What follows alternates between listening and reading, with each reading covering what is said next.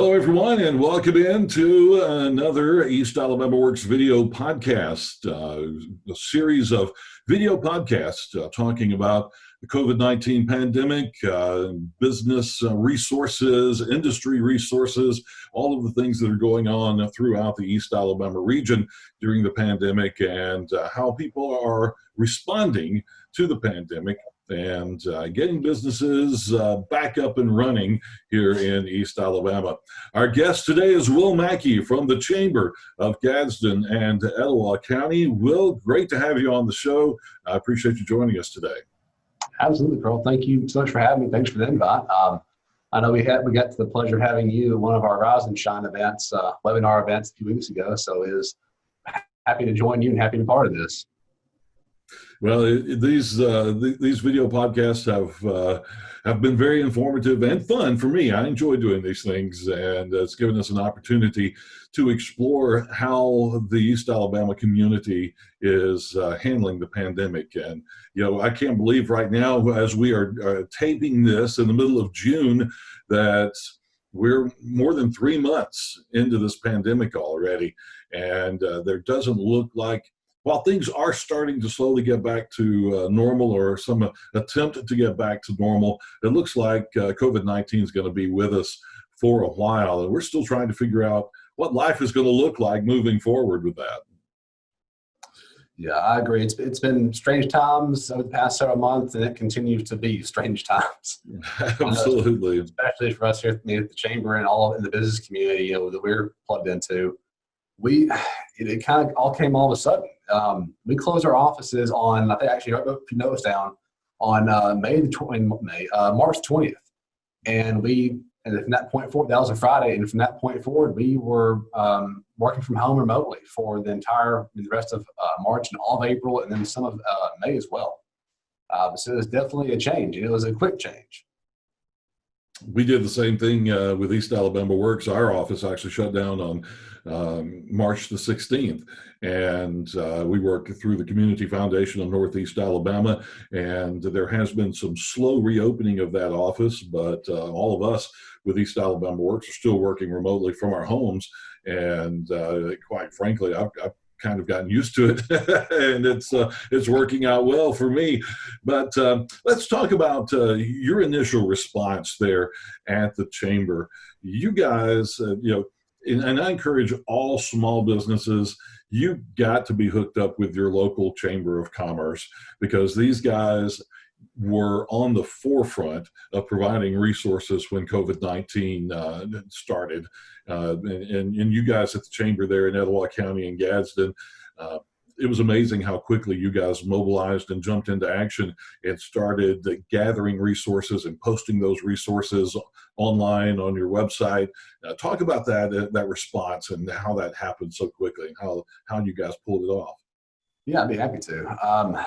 I know when things were so uncertain at first and things started closing down, who are you going to go to find information like that? I mean, find information on the financial assistance of your business and loans and unemployment. It's just so much information. I mean, the phrase "in drinking from a fire hydrant," that's kind of how it was. Yeah. At the Chamber, a lot of what we were pushing out was information that we were getting a lot from the Small Business Administration and from the U.S. SBDC, as well as from the top level from the U.S. Chamber and the state chamber. So as soon as we were getting press releases in, any updates, any webinars the state was providing, and also we did some of ourselves too, to let our business community know what the changes are, what's going on, and how to get them plugged in. One of the first things we did was actually create a page on our website dedicated just to COVID-19 resources. It was everything from community resources that individuals could use, the public, food and drink information on the area especially. That took a while to go through. I actually went through and handpicked all of our restaurant members at the Chamber and to see who was doing takeout and to go, because with having closed their doors, people need to know who's open, what their hours are, what their specials are. So we did a lot of that. I've also found out more information on some senior shopping hours. I mean, that was a big thing for special shopping hours for senior citizens. We compiled a database of that as well. And also any closure orders. Financial assistance for businesses. One thing, of course, was financial assistance and unemployment. That was a lot to take in right from the get-go. And that's something we started doing. We built a page. It's etowahchamber.org/COVID-19. That was the initial page we started, and put a lot of information on there, and got information out as quickly as we could to our member businesses and the public. That's one thing we realized from the beginning of this. It's the public needs someone too. Businesses in the county, outside the county, we were here to serve anyone who needed it.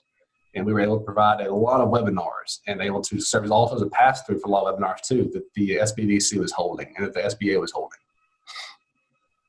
Well, you guys did a great job gathering and researching all of that information, and all of us were sharing information together. We were constantly checking each other's COVID-19 resources pages to see what you had that I didn't have, what I had that you didn't have, and and everybody throughout the community sharing information and resources like that really has.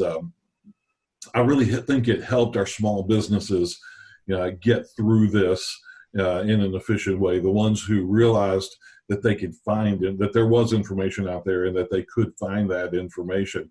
And I've got to say the Etowah County community, especially when it comes to the small businesses downtown and the restaurants, the locally owned restaurants and things like that, the Etowah County community just went above and beyond in their attempts to continue to support those businesses as best they could.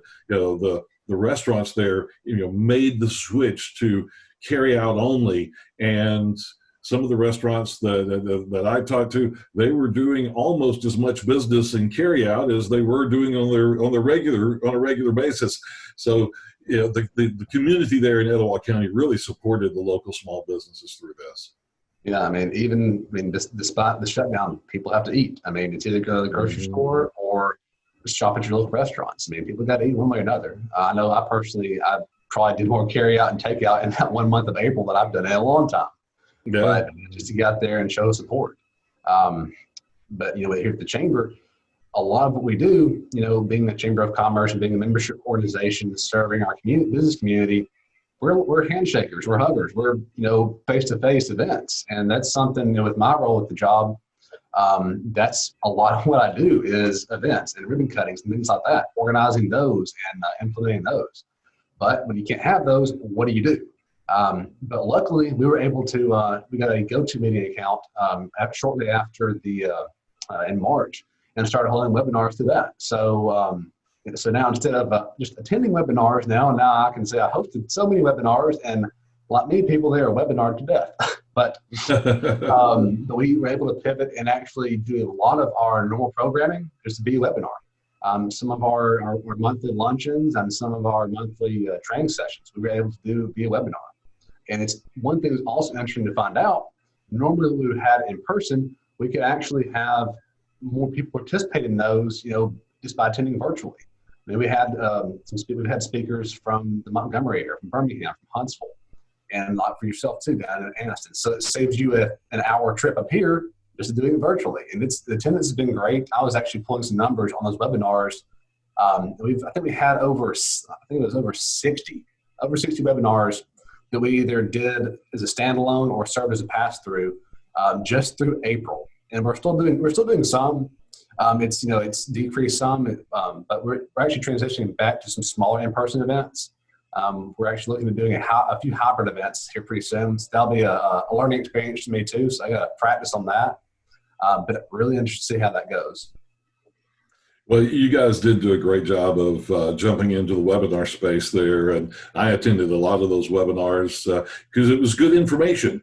And just to be able to log in from home and from my home office and be safe, social distancing, not be breathing the same air as other people when everybody was so scared of what was going on, and to be able to get on there and share information and gather information virtually has been great. And the way you guys jumped into that and hosting those webinars and getting the right people to do the presentations during those webinars to make sure everybody had all the information that they need. A great job doing that. Well, we appreciate that very much. It was absolutely a team effort. There's not one single, Heather New, our president, did a fantastic job of that. She was always on conference calls, always getting that information out there. It's been a team effort keeping all this, staying abreast of all this information, especially, all the different changing regulations. One day they say one thing, the next day they say something else. So it's been a lot of changes to keep up with too. And initially, when we were doing these webinars and sending information, we were focused, very heavily on the business assistance portion, unemployment, things like that. We've kind of phased out of that some. We're still getting information from the SBA pretty often, and we're getting that out there as quickly as we can. But it's kind of the front portion was definitely weighted more towards financial assistance and loans and the EIDL loans and PPP program. So that was definitely that. We also mixed in all the usual trainings too. So it was a lot, especially doing from home in a little home office that I had my laptop in front of me and a monitor on the side.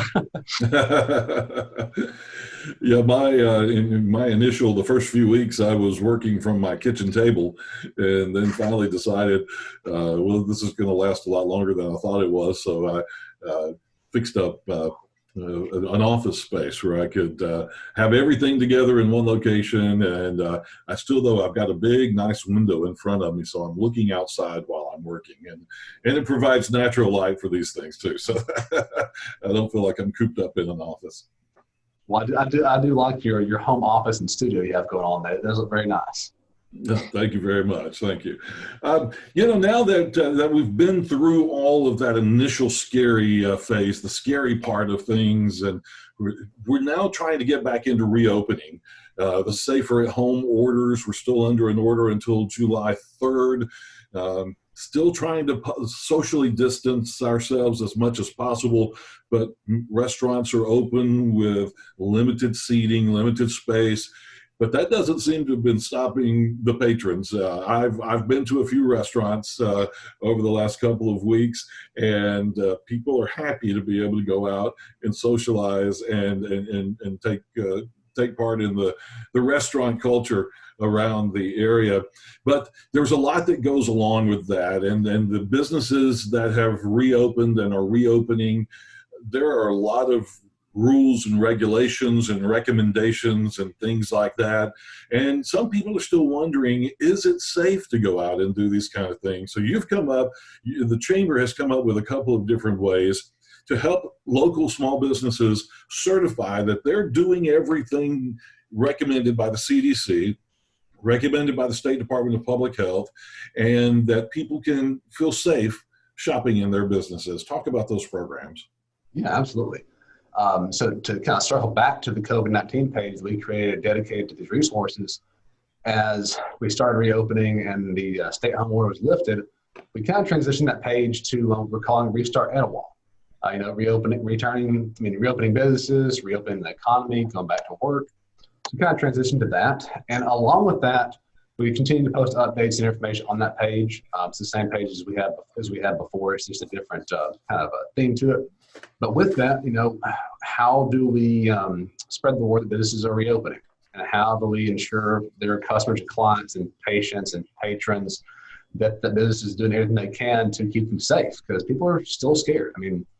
I know a lot of folks are still staying at home, and they are wearing their masks religiously and using hand sanitizer all the time. And that's definitely recommended. I'm personally still doing that too, anywhere I go.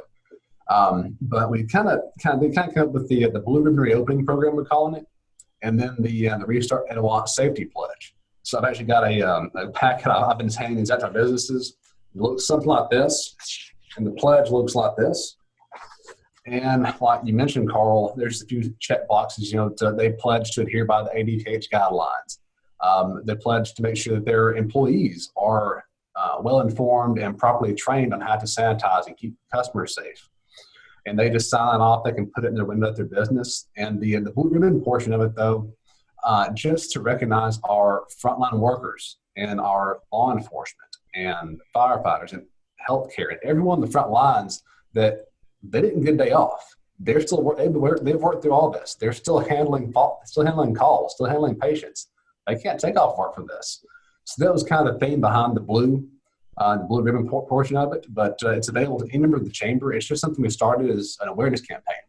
Each member is able to get a stretch of about 5-6 feet of ribbon and do their own ribbon cutting, whether or not they closed or not. But it's, for example, for those like restaurants that had the doors closed but were still doing to go, they are welcome to do that and have their own, quote unquote, ribbon cutting as they reopen their dining areas for customers, and especially for businesses like the doctor's clinics that were totally shut down. That's for them as well. We've had over, I think we're approaching 100 now. that I've got a Word document of all these names that we've either dropped off, they picked up. We're posting those regularly on our social media through our Twitter account and Instagram and Facebook too. But it's gone really well. We kind of picked the idea up initially. There's actually a Chamber of Commerce professionals page on Facebook with chamber pros across the entire country.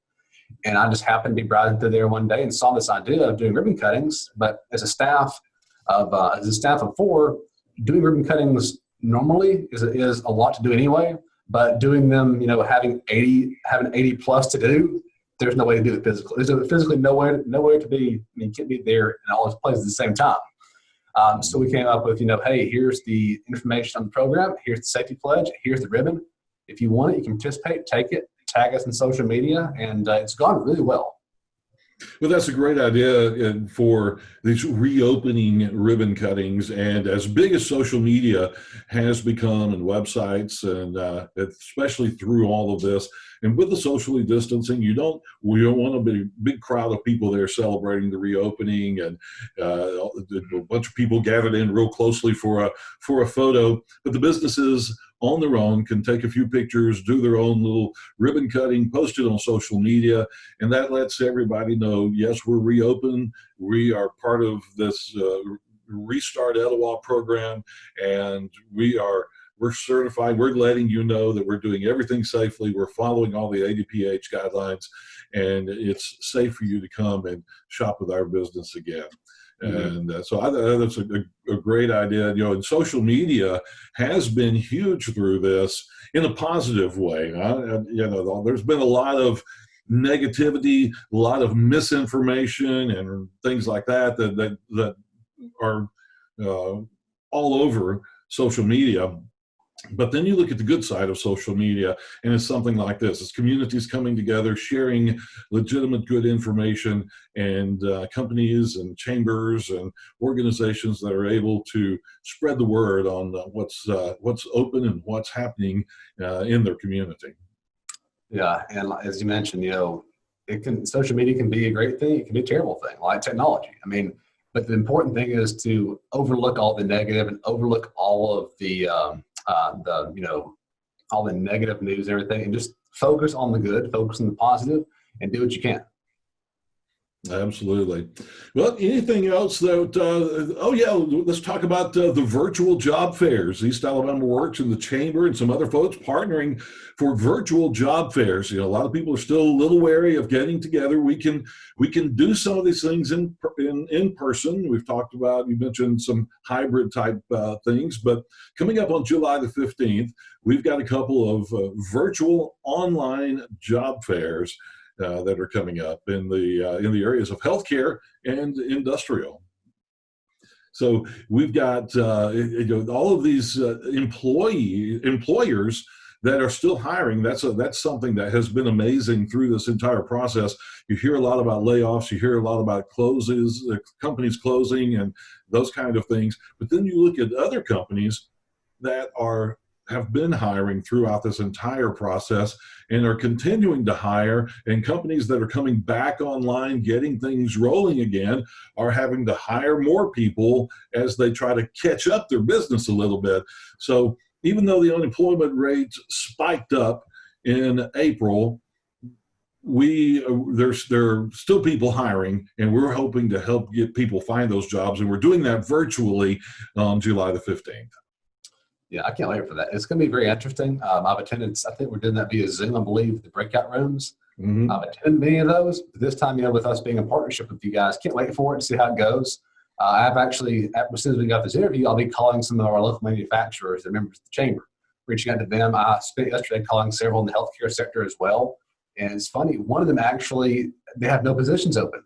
They've they have a waiting list of potential employees. So that's fantastic. The several others I called, they said, yes, absolutely, sign us up. So I'm anxious to see how that goes. I think it's going to go really well. It is going to be interesting, and it'll be different being a virtual job fair. There won't be individual interviews and things like that, but we're getting all the details together. And the best way to keep up with that is to keep an eye on social media for the Chamber and for East Alabama Works, and we'll be letting you know the details on that, because what you'll have to do is we won't just be putting out the link to join in. You will have to register for the job fair in order to receive the link that you can get in and talk to potential employers. And I think it's going to be a great new way of doing this, and we'll hopefully have all the kinks worked out, and it'll work out really well July the 15th. I hope so. Practice runs are gold. It's a big difference to practice runs for a lot of things. But yeah, people that are interested, if anybody's watching this interview after this is recorded, it's etowahchamber.org/job fair. We've created the surveys. I know that you guys at East Alabama Works sent us the conference call information. So all employers and job seekers have to do is go to that page, check it out, and register for either one of those job fairs or both as an employer or job seeker. Absolutely. Well, Will, I appreciate you taking the time with us today. Is there anything you want to add that we didn't talk about as we move forward and try to get past this pandemic and get life back to, quote, normal? I could talk all day. I mean, I'm a talker, but really it's just we're here for the community, our business community. We've just realized that it's important to stay the path and continue what we're doing and be there to support. I can't tell you how many people we've actually been working on calling our entire membership. That's about 800 something members, calling them personally and say, hey, do you need anything? What can we do for you? Just that personal touch goes a long way, and serving our community is what we're here for, to help out and inform and do what we can.